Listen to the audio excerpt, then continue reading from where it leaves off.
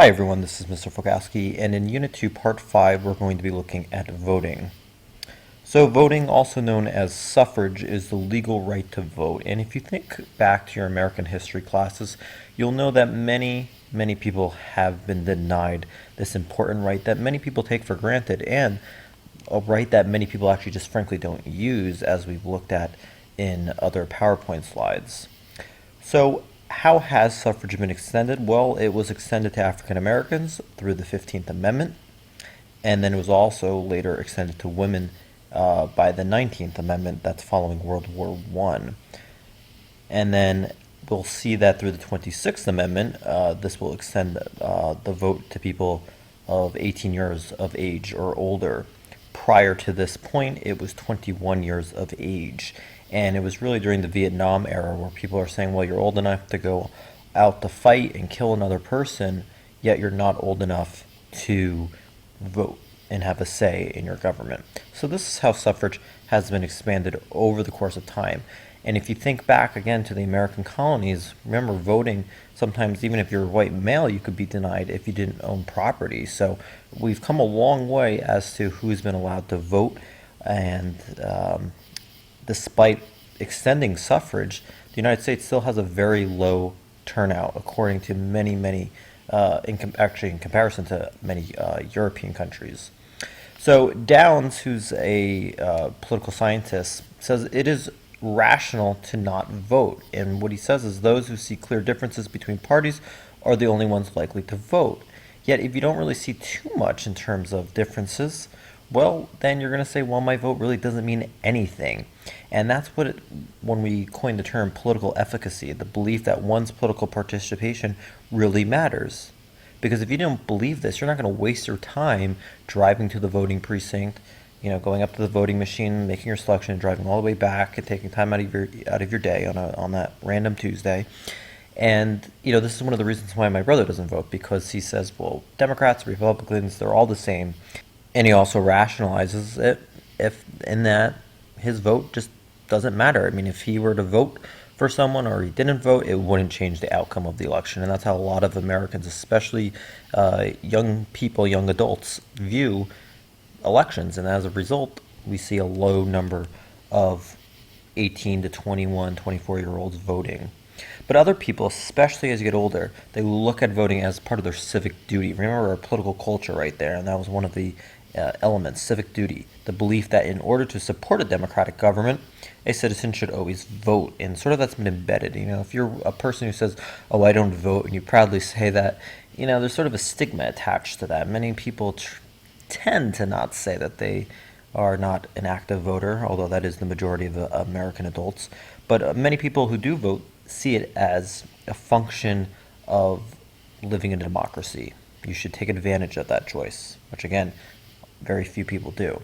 So if we look at this graphic here, this is reported turnout rate in the year 2000 by social groups in percent. So again, that 18 to 20 demographic, only 29% of these kids of this demographic actually voted, and these are college-age kids. Again, most people think, oh, if you're in college and you're politically active, well, that's really not the case. We'll notice that over time, that voting turnout is much higher, especially amongst the 65 and over demographic of 68%.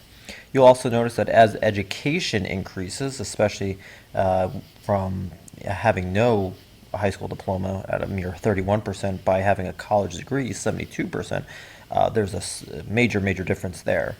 Whites are also more likely to vote. African Americans and Hispanics, roughly around 44-45%, as well as Asian Americans. And interestingly enough, women out-edge men in terms of those who are able to vote, or who actually do vote, I should say.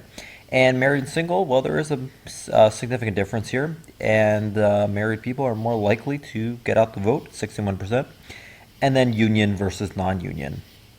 Again, unions have been very much embedded into the democratic process, especially when it comes to funding political candidates, because in this political climate, unions are very unpopular, and unions, want to make sure that their voice is heard, that there's a candidate that supports unions and that's favorable to this whole setup.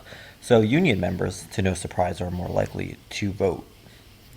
And since 1892, and if we look at all presidential elections up until 2004, you'll notice that the voting age population, people who are actually casting a ballot for president, has significantly declined. You'll notice that's really since 1892, probably 1896 right here. There's been a steady decrease here. It has elevated during certain periods of history, but really it's very, very low. I mean, maybe around 55% in 2004. And that's, again, the percentage of the voting age population, so people who are eligible to vote. Really, it's not a heck of a lot. I mean, you're leaving out 45% of the electorate who just chooses not to vote for one reason or the other.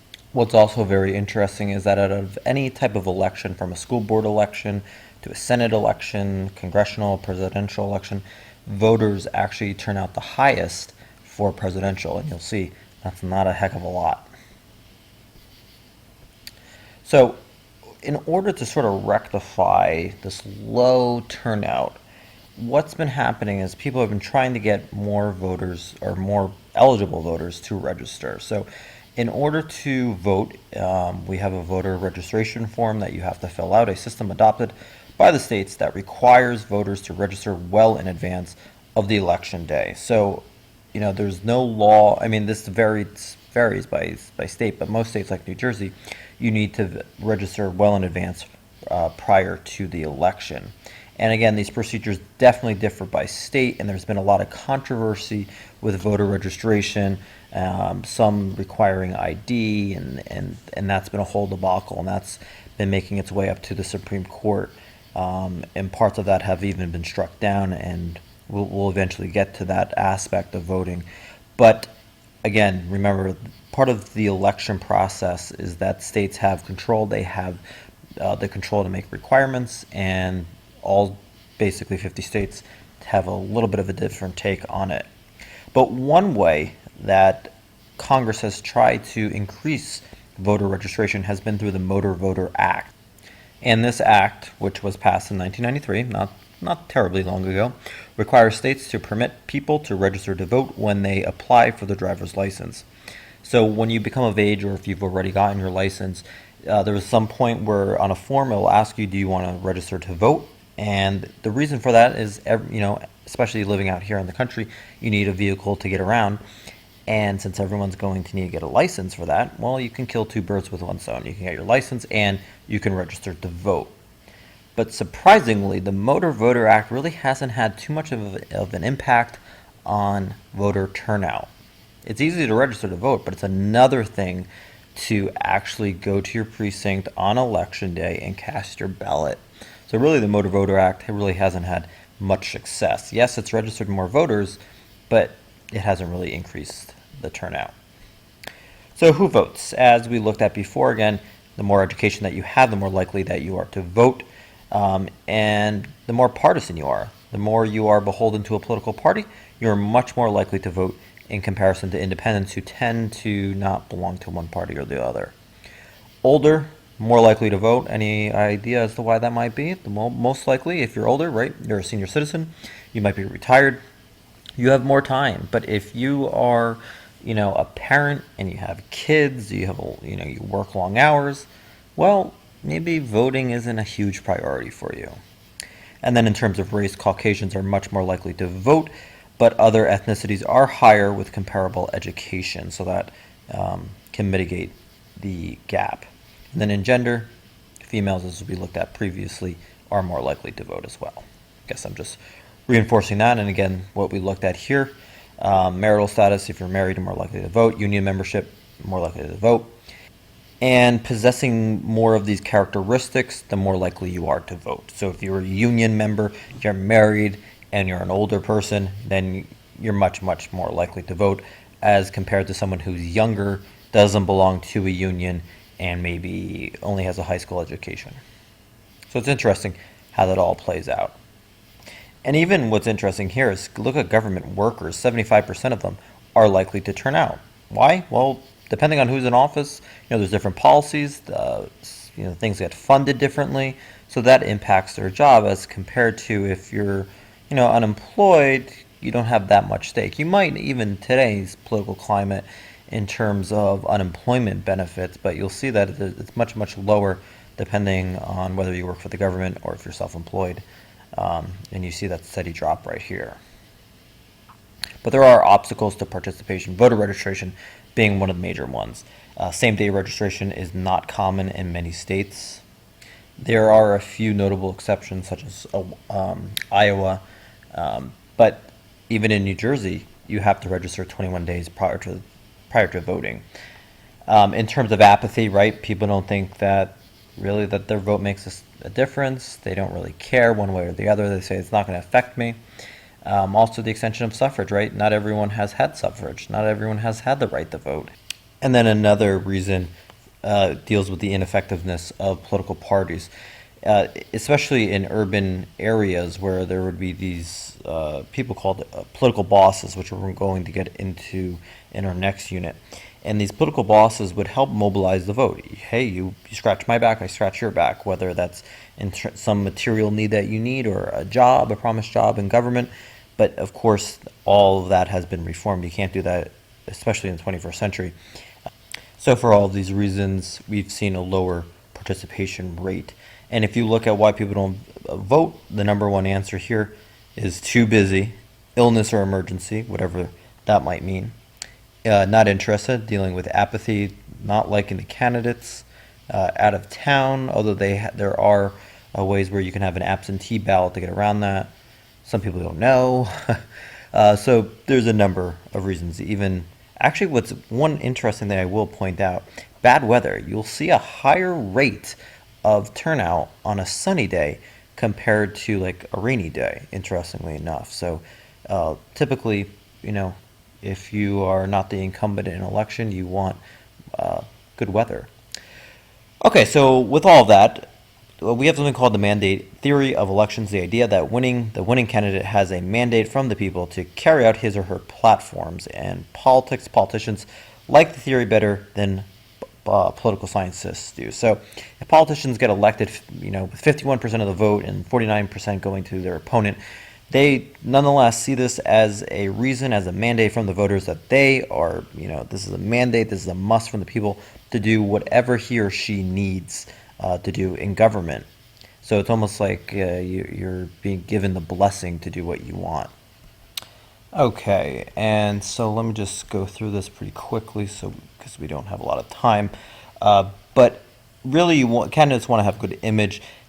Personality definitely plays a role in voter choice. You don't want to be perceived as being incompetent or dishonest. That's why you see a lot of candidates shaking hands, smiling, taking pictures, because that's what people like to see. But there are people who base their vote on policy, although this isn't very likely to occur. But the more you see differences between the candidates, the more likely you are to vote on policy. But again, the media tends to focus on the horse race. We do see candidates who are not very much going to take major stands on huge issues, although this might happen during the party primaries, not during the general election, because again, you want to get the broad vote to vote for you. So unfortunately, policy voting doesn't really happen too much, and people are more drawn in by other characteristics such as personality. But ultimately, the greater the policy differences, the more likely that voters will be able to steer government policy by their choices. So candidates who vow to continue popular choices are more likely to win. And another important thing is retrospective voting, which especially comes in handy with congressional members. Voters cast a vote based on what a candidate has done for them lately. So those who feel worse off are likely to vote against incumbents. And that's why, especially when it comes to the economies, especially during the recession, incumbents were not entirely favorable. Okay, and now in our closing slide, in elections and the scope of government. So elections generally support government policies and power. Voters feel that they are sending a message to government to accomplish something. You'll especially see this sometimes during, again, whether it's a bad economy or midterm elections, where if they're not happy with something, they're going to vote out the incumbents.